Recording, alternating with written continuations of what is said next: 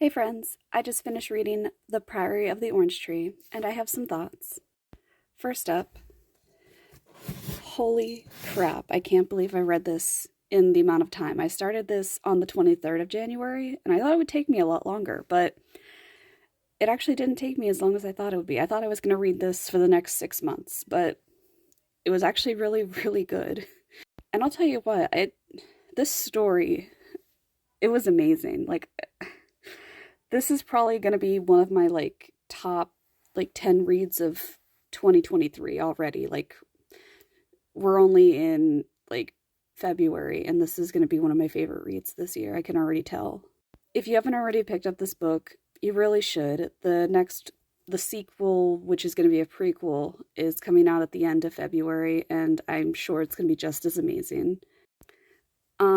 To recap it, there's basically a bunch of little stories going on that are happening in the South, the West, the East, that kind of seem like they're almost unrelated, and then they just tie up all very nicely towards the middle of the book, without spoiling it. This is so hard to explain without spoiling.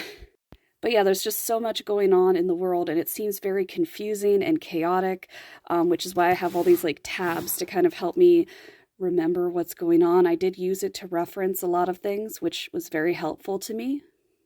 I also had a little notebook going on of key points. I really loved the little glossary. I had these tabbed for the glossary and the map. I referenced that a lot too. I found that very helpful. And it was just nice to have those references available. They were very, very needed. So yeah, definitely a very high fantasy story. Absolutely loved it. The characters, the setting, everything, just chef's kiss. Absolutely love this. I will recommend this book to every single person.